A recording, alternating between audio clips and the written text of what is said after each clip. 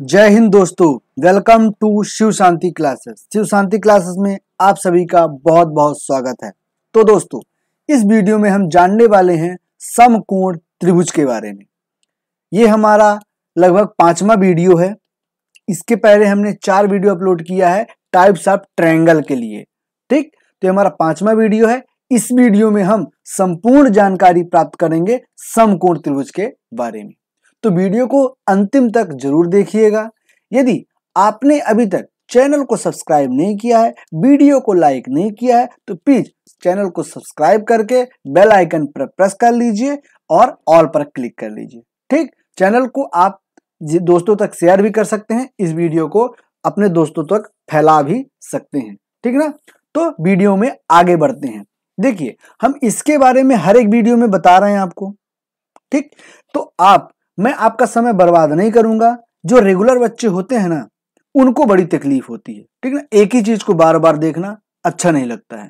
ठीक, तो त्रिभुज क्या होता है, त्रिभुज के प्रकार क्या होते हैं, 2 प्रकार कौन कौन से होते हैं, भुजाओं के आधार पर कैसे होते हैं, कोण के आधार पर कैसा होता है, और उसमें भी जो भुजा के आधार पर होंगे वो 3 प्रकार के होंगे और कोण के आधार पर 3 प्रकार होंगे। तो मैं यहां से शुरू करता हूं। ये वाला पार्ट आप पुरानी वीडियो में देख लीजिएगा। पुरानी वीडियो आप कहां से देखेंगे, आपको चैनल के जब नीचे जाएंगे ना, यहाँ पे ये कमेंट बॉक्स में, तो आप कमेंट बॉक्स में सबसे ऊपर ही आपको मिलेगा टाइप्स ऑफ ट्रायंगल का प्लेलिस्ट। वहां पे जाएंगे तो आपको सारी वीडियो 6 के 6 जो ये है ना, ये 6 समकोण त्रिभुज, समबाहु त्रिभुज, विषम बाहु त्रिभुज, न्यून कोण त्रिभुज, समकोण त्रिभुज, अधिक कोण त्रिभुज, ये सभी 6 के 6 वीडियो आपको वहां पे अवेलेबल हो जाएंगे। यदि जो कुछ वीडियो नहीं हुए हैं अवेलेबल, वो भी आपको 1 या 2 दिन के अंदर ही अवेलेबल हो जाएंगे।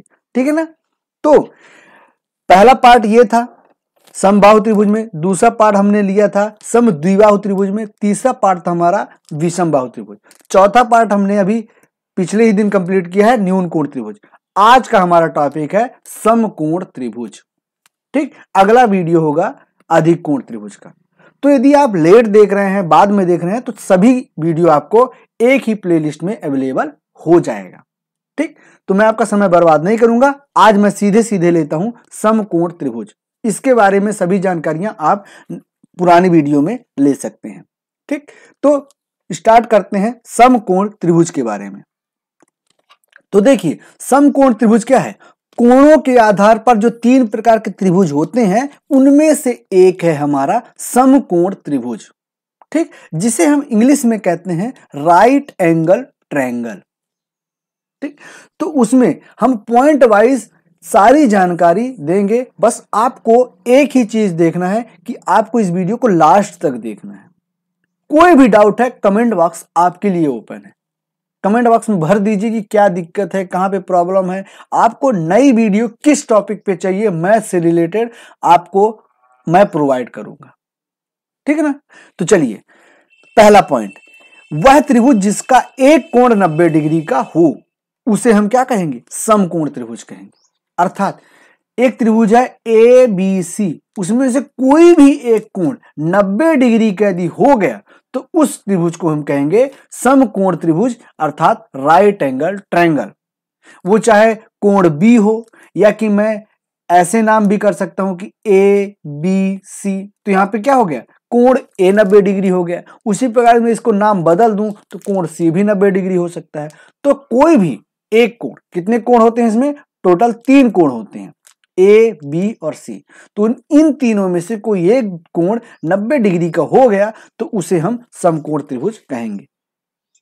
पहला पॉइंट क्लियर हो चुका होगा। दूसरा पॉइंट, 90 डिग्री कोण, 90 डिग्री के सामने वाली भुजा क्या कहलाती है, कर्ण कहलाती है। तो आपको बता दूं कि देखिए, एक आपने त्रिभुज लिया राइट एंगल ट्रायंगल। ठीक, ये हमारा राइट एंगल ट्रायंगल हुआ। ठीक, ये पॉइंट हमारा A, ये पॉइंट हमारा B, ये पॉइंट हमारा C। यहां पे हमने क्या लिया, 90 डिग्री मान लिया। तो समझिएगा, जो 90 डिग्री कोण है उसके सामने वाली भुजा क्या होगी, AC है। तो इसे हम क्या कहेंगे, कर्ण कहेंगे। अर्थात जिसे हम इंग्लिश में कहते हैं हाइपोटेन्यूज H। और जो नीचे वाला होगा उसे हम कहेंगे बेस, ठीक, अर्थात आधार, ठीक। और इसे हम कहेंगे क्या, लंब, जिसे हम क्या कहते हैं, परपेंडिकुलर, ठीक। तो 90 डिग्री के सामने वाला कोण H होगा, नीचे वाला बेस होगा और ऊपर वाला क्या होगा, लंब होगा। आप इन दोनों में से चेंज कर सकते हैं, कोई दिक्कत नहीं होगी। आप इसे बेस मान लीजिए, इसे परपेंडिकुलर मान लीजिए, कोई परिवर्तन नहीं होगा। लेकिन हमारा जो सामने वाला है अर्थात सबसे लंबी भुजा है वही क्या कहलाएगी, कर्ण कहलाएगी। ये बात फिक्स है, ये नहीं बदलेगा, ये नहीं बदल सकता। लेकिन इसे आप बदल सकते हैं। इसे जब चाहे आप इसे परपेंडिकुलर मान लीजिए या कि बेस मान लीजिए। आप यदि परपेंडिकुलर इसे मान रहे हैं तो इसे आप आधार मानेंगे अर्थात बेस मानेंगे। यदि आप इसे परपेंडिकुलर मान रहे हैं तो इसे आपको बेस मानना पड़ेगा। बस इतना ही अंतर है। तो उम्मीद करते हैं ये दूसरा पॉइंट भी आपको अच्छे से समझ में आ चुका होगा। मैं इस वीडियो में ऐसी चीजें बता रहा हूं ना एकदम डिटेल से कि एकदम जो बच्चा कुछ भी नहीं जानता होगा ना उसके लिए है ये वीडियो। जो बच्चे थोड़ा बहुत जानते होंगे उनको इरिटेशन हो रहा होगा तो उनके को मैं माफी मांगता हूं। प्लीज वीडियो को बस स्पीड में देख लीजिए, बट देखिए जरूर, कुछ ना कुछ सीखने को जरूर मिलेगा आपको, ठीक है ना। अब तीसरा पॉइंट क्या कहला है कि पाइथागोरस प्रमेय, ठीक। इसका वीडियो भी मैंने ऑलरेडी अपलोड कर चुका हूं। तो पाइथागोरस प्रमेय क्या होता है, देखिए इसमें क्या है शॉर्ट में बताऊंगा पाइथागोरस प्रमेय, लेकिन जो मैं वीडियो अपलोड किया हूं उसमें बहुत ही डिटेल से बताया हूं, ठीक है ना, कोई भी पॉइंट नहीं छोड़ा हूं। तो देखिए पाइथागोरस प्रमेय क्या होता है, हमारे पास समकोण त्रिभुज में ही हम पाइथागोरस थ्योरम लगा सकते हैं और कहीं नहीं लगा सकते, ठीक। तो दो छोटी भुजाओं के वर्गों का सदैव तीसरा भुजा कर्ण के बराबर होता है। मतलब क्या है, देखिए जैसे यहां पे त्रिभुज मैंने लिया, उसको मान लिया, ये ए बी को मैंने स्मॉल ए मान लिया, बी सी को स्मॉल बी मान लिया और ए सी को स्मॉल सी मान लिया। ये क्या है, भुजा की लंबाई है कि ए बी की लंबाई कितनी है, स्मॉल ए है, बी सी की लंबाई कितनी है, स्मॉल बी है, और ए सी की लंबाई क्या है, हमारे पास स्मॉल सी है। तो बोल रहा है क्या है, सबसे लंबी भुजा क्या है, हमारे पास लंबी भुजा क्या कहलाएगी, एसी कहलाएगी। तो बाकी जो छोटी दो भुजा है वो छोटी भुजा कहलाएंगी, जो ए बी है और बी सी वो छोटी भुजा कहलाएंगी, क्योंकि यहाँ पे लिखा है ना कि दो छोटी भुजाओं के वर्गों का योग। मतलब जो छोटी भुजा है ए और बी, इनके वर्ग, वर्ग मतलब स्क्वायर, तो ए स्क्वायर और बी स्क्वायर, तो इनके वर्गों का क्या बोला है, इनके वर्गों का योग, जो हमारे इनके वर्गों का है योग, वो क्या होगा, वो होगा सदैव तीसरी भुजा अर्थात कर्ण के वर्ग के बराबर। अर्थात तीसरी भुजा क्या है, कर्ण के वर्ग के बराबर। तो यही हमारी क्या कहलाती है, पाइथागोरस प्रमेय कहलाता है। अर्थात जो हमारा, यहां पे आप कह सकते हो कि जो हमारा हाइपोटेन्यूज है अर्थात कर्ण है, वो हमेशा होगा परपेंडिकुलर के स्क्वायर प्लस बेस के स्क्वायर के। बस अब परपेंडिकुलर कोई भी एक मान लो, बेस कोई भी एक मान लो, वो हमेशा उन दोनों का स्क्वायर का योग हमेशा जो लंबी वाली भुजा होगी कर्ण, उसके स्क्वायर के बराबर होगा। उम्मीद करते हैं पाइथागोरस थ्योरम भी आपको कुछ समझ में आ चुका होगा। इसी बात पे वीडियो को लाइक कर दीजिए, जो बच्चे लाइक नहीं किए हैं प्लीज वीडियो को लाइक कर दीजिए, बिना बोले आपको कर देना चाहिए, ठीक है ना। ठीक, चौथा पॉइंट क्या कह रहा है, समकोण त्रिभुज के अंतःवृत्त की त्रिज्या, अंतःवृत्त की त्रिज्या लंब प्लस कर्ण, लंब आधार प्लस लंब माइनस कर्ण बराबर बटे 2। क्या है, आधार प्लस लंब माइनस कर्ण बटे 2। तो आपको पता चली अंतःवृत्त और बाह्य वृत्त क्या होता है। दूसरा क्या है हमारे पास, बाह्य वृत्त। क्या है, बाह्य वृत्त। अंतःवृत्त और बाह्य वृत्त क्या होता है, देखिए ये है अंतःवृत्त, अंतःवृत्त, और ये हो गया बाह्य वृत्त। ठीक, अंतःवृत्त मतलब जो त्रिभुज के अंदर बने वो क्या कहलाएगा, अंतःवृत्त कहलाएगा, और जो त्रिभुज के बाहर बने वो बाह्यवृत्त कहलाएगा। ठीक, नॉर्मल सी बात है। अब तो आपको समझ में आया कि त्रिभुज के अंदर यदि बनेगा तो अंतःवृत्त, और त्रिभुज के बाहर बनेगा वृत्त तो क्या हो जाएगा, बाह्यवृत्त। बट इसमें देखिए अंतःवृत्त कब बनेगा, जब त्रिभुज के भुजाओं को टच करते हुए बनेगा तो अंतःवृत्त बनेगा, लेकिन जब बाह्यवृत्त बनेगा तो त्रिभुजों के शीर्ष को टच करेगा। यहां पे भुजाओं को टच करेगा और यहां पे शीर्ष को टच करेगा। ठीक, तो ये चीजें ध्यान देने वाली बातें होती हैं। अब यदि अंतःवृत्त होगा या बाह्यवृत्त, इनमें वृत्त की बात किया है तो इसमें त्रिज्या की बात तो होनी ही है, रेडियस की बात तो होनी ही है, स्वाभाविक बात है। तो यदि हम अंतःवृत्त निकालेंगे तो हम स्मॉल आर निकालेंगे। क्या निकालेंगे, स्मॉल आर निकालेंगे, और जो बाह्यवृत्त निकालेंगे हम तो कैपिटल आर निकालेंगे। ये कैपिटल स्मॉल सिर्फ डिनोट करने के लिए बोला गया है, ये कोई वैल्यू होती नहीं है, इनकी वैल्यू निकालते हैं अपन। ठीक, तो यदि अंतःवृत्त निकालना है, क्या निकालना है, अंतःवृत्त अर्थात त्रिभुज के अंदर वाले वृत्त का त्रिज्या निकालनी है अर्थात स्मॉल आर निकालना है, तो क्या होगा, आधार प्लस लंब प्लस कर्ण बटे 2। मतलब क्या हो जाएगा, देखिएगा, स्मॉल आर बराबर क्या है, स्मॉल आर बराबर क्या हो जाएगा, आधार। आधार मतलब आपने इसे ए माना, इसे बी माना और इसे सी माना। मैं वैल्यू लेके मैं इसीलिए नहीं बता रहा हूं क्योंकि आप कोई भी वैल्यू लेकर के निकाल सकते हैं, कोई दिक्कत नहीं है। ठीक, जो पहले आपने वैल्यू यहां पे देखा ना, उससे भी आप निकाल सकते हैं कि इस आर की वैल्यू क्या होगी। सिर्फ परिभाषा में आपको उनकी वैल्यू पुट कर देना है, मतलब उनका मान रख देना है। तो क्या हो जाएगा, क्या बोल रहा है, आधार, आधार मतलब बी प्लस लंब मतलब ए माइनस कर्ण मतलब सी बटे 2। मतलब इन दोनों साइड को जोड़ के इसको घटा दो और भाग में 2 कर दो तो आपको क्या हो जाएगा, अंतःवृत्त आ जाएगा। ठीक, उसी प्रकार यदि बाह्यवृत्त निकालना है तो क्या करना है, कुछ नहीं करना है आपको। यदि बाह्यवृत्त निकालना है तो जो भी आपके पास कर्ण दिया है अर्थात इसे यदि ए माने हो, इसे बी माने हो, इसे सी माने हो, क्या है, सी बी की लंबाई क्या है, कर्ण, तो क्या हो जाएगा, सी बटे 2 हो जाएगा। मतलब जो भी कर्ण है, सबसे बड़ी भुजा है, उसको आधा कर दो तो आपको क्या हो जाएगा, बाह्यवृत्त हो जाएगा। क्यों, क्योंकि देखिए आपको समझ में आ रहा है कि यही आपको सेंटर टाइप का लग रहा होगा इस त्रिभुज का, और जो सेंटर है क्या है, ये पूरी हमारे पास त्रिभुज की सबसे लंबी व्यास कहलाती है। ठीक है ना, त्रिज्या कहलाती है। तो 2 त्रिज्या इसमें दिख रहा है, ये त्रिज्या एक और ये त्रिज्या एक। तो क्या बोल रहा है, आपको समझ में आना चाहिए। देखिए यहाँ पे क्या क्या आर आर बता रहा है, यहाँ पे मैं एक पॉइंट और आपको क्लियर कर दूं। देखिए ये भी आर, ये भी आर, ये भी आर, अर्थात ये हमारा केंद्र बिंदु है।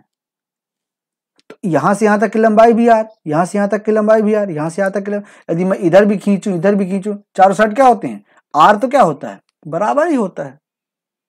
ठीक, तो ये दोनों चीजें आपको समझ में आ गई कि बाह्यवृत्त और अंतःवृत्त, ये दोनों परिभाषा बस आपको दिमाग में रखना है। ये इससे बहुत कंपटीशन में बहुत सारे क्वेश्चन आते हैं कि त्रिभुज का बाह्यवृत्त निकालो, अंतःवृत्त निकालो, तो इन्हें दिमाग में रखना चाहिए। ठीक ना। अब छठवां पॉइंट क्या कह रहा है, छठवां पॉइंट कह रहा है समकोण त्रिभुज के लंब केंद्र समकोण पर बनते हैं। लंब केंद्र मतलब मैं आपको हर एक वीडियो में बता रहा हूं कि लंब केंद्र क्या होता है। लंब केंद्र वो होता है जो सामने वाली भुजा पर किसी भी शीर्ष से शुरू कीजिए और सामने वाली भुजा पर 90 डिग्री कोण बनाए। तो यदि यहां से शुरू करोगे तो यहां पे 90 डिग्री कोण बनेगा, यहां से शुरू करो तो यहां पे 90 डिग्री बनेगा। ठीक, यदि यहां से शुरू करोगे तो यहां पे 90 डिग्री बनेगा। तो तीनों का कटा हुआ कहां पे जाएगा, यहीं पे जाएगा ना। ये क्या है, त्रिभुज के भाग में ही है। क्या है, समकोण त्रिभुज के लंब समकोण पर ही बनते हैं, मतलब समकोण पर ही बनते हैं। जहां पे समकोण होगा ना वहीं पे बनते हैं। जो लंब केंद्र होगा क्या होगा, समकोण पर ही बनेगा, अर्थात जहां पे 90 डिग्री कोण होगा वहीं पे बनेगा। उसी प्रकार सातवां पॉइंट क्या कह रहा है कि समकोण त्रिभुज में परिकेंद्र क्या होगा, परिकेंद्र कर्ण के मध्य बनता है। मतलब जो हमारा बाह्य वृत्त का केंद्र है वो क्या करेगा, जो हमारे पास कर्ण है ना उसका मध्य बिंदु ही क्या कहलाएगा, हमारे पास परित्रिज्या अर्थात बाह्य वृत्त की त्रिज्या कहलाएगी। आया समझ में, जो हमने 5वें पॉइंट में ही समझ लिया था। अब 8वां पॉइंट क्या कह रहा है, समकोण त्रिभुज में अंतः केंद्र त्रिभुज के अंदर बनता है। अंतः केंद्र मतलब कि सामने वाली भुजा को दो बराबर भागों में बांटने वाली जो बिंदु होगी वो कहां होगी, त्रिभुज के अंदर ही होगी। ठीक ना, आया समझ में। दो कोण जब बराबर होंगे ना इसको निकालने पे तो क्या होगा, अंदर त्रिभुज के अंदर ही वो वृत्त मतलब सेंटर पॉइंट बनेगा। अब 9वां पॉइंट क्या कह रहा है कि समकोण त्रिभुज की परिमाप, और 10वां पॉइंट कह रहा है समकोण त्रिभुज का क्षेत्रफल। तो परिमाप आपको मैं हर एक वीडियो में बता रहा हूं कि परिमाप क्या होता है, ये जो बाउंड्री होती है ना तीनों भुजा, वही तीनों भुजों का जो योग होगा ना वही हमारा क्या कहलाएगा, परिमाप कहलाएगा। जैसे इसकी भुजा ए है, ये भुजा बी है, ये भुजा सी है, तो समकोण त्रिभुज का योग क्या हो जाएगा, ये हो जाएगा ए प्लस बी प्लस सी। ठीक, क्या हो जाएगा, ए प्लस बी प्लस सी। उसी प्रकार समकोण त्रिभुज का जो क्षेत्रफल होगा वो होगा half into A into B into sine theta. ठीक, तो साइन थीटा आप क्या है, देखिए साइन क्या है, थीटा की वैल्यू क्या है हमारे पास 90 डिग्री है। तो यहां पे रखिए 1/2 ए हमारे पास ए है गुणे बी हमारे पास बी है, और साइन थीटा मतलब साइन 90 डिग्री कितना होता है, इसका मान 1 होता है तो गुणे 1, तो क्या हो जाएगा हाफ गुणे ए गुणे बी। तो आपको पता होना चाहिए, जब मैंने पुराना न्यून कोण त्रिभुज देखा था तो उसमें मैं त्रिभुज का क्षेत्रफल कैसे निकाला था, हाफ गुणे बेस गुणे हाइट, यही निकाला था। तो हमारा बेस तो ये हो गया, हाइट भी तो यही कहलाएगी ना। तो जब हाइट मानो या कि इसे आधार मानो, कर्ण मानो, लंब मानो, कुछ भी मानो, यदि आप इसे आधार मान रहे हैं तो इसे लंब मानना पड़ेगा, इसे लंब मान रहे हैं तो इसे आधार मानना पड़ेगा। ठीक, तो क्या होगा हाफ गुणे बेस गुणे हाइट ही होती है इस समकोण त्रिभुज को ही। जब हाइट को हम क्या मान लिए, हम यहां पे लंब मान लिए इसे, और कोई दिक्कत नहीं। ठीक, अब 11वां पॉइंट क्या कर रहा है कि समकोण त्रिभुज की ऊंचाई निकालना है अर्थात एच निकालना है। तो एच निकालने के लिए क्या करना पड़ेगा, हमें बी साइन थीटा करना पड़ेगा। बी का मान अर्थात बेस का मान गुणे साइन, और जो भी थीटा की वैल्यू दी होगी वहां पे हम समकोण त्रिभुज की वैल्यू निकाल सकते हैं। ठीक है ना, आया समझ में। तो ये 11 के 11 पॉइंट आपको समझ में आ चुका होगा। कोई भी दिक्कत आ रही है तो आप इस कमेंट बॉक्स में बता सकते हैं। मैं आपको बताया भी कि जो भी हमारे बाकी पार्ट है, जो हमारा सम त्रिभुज के प्रकार का जो प्लेलिस्ट है, टाइप्स ऑफ ट्रायंगल का प्लेलिस्ट है, वो इसी कमेंट बॉक्स में पिन किया हुआ मिल जाएगा आपको। वहां ना मिले तो आप डिस्क्रिप्शन बॉक्स में जा सकते हैं, वहां भी मिल जाएगा। ठीक, तो अभी तक आपने यदि चैनल को सब्सक्राइब नहीं किए हैं तो प्लीज चैनल को सब्सक्राइब कर दीजिए। ठीक है ना, और वीडियो को लाइक करके वीडियो को दोस्तों तक शेयर भी कर दीजिए। अब कुछ इंफॉर्मेशन देता हूं आपको। देखिए, मैं ये जानकारी दे रहा हूं कि हमारे चैनल पे और कौन कौन सी वीडियो अपलोड हो चुकी हैं, आप कहां से देख सकते हैं वो मैं आपको बता रहा हूं। देखिए, आप जब हमारे यहां जाएंगे क्या कहते हैं चैनल पर, सॉरी, जब हम आप पर हमारे चैनल पर जाएंगे तो आपको प्राप्त हो जाएगा ये, ठीक, ये पेज आपको ओपन होगी। ठीक है ना, वहां पे आपको होम पेज मिलेगा। होम पेज जाएंगे तो आपको बाकी सारी वीडियो यहां पे दिख जाएगी।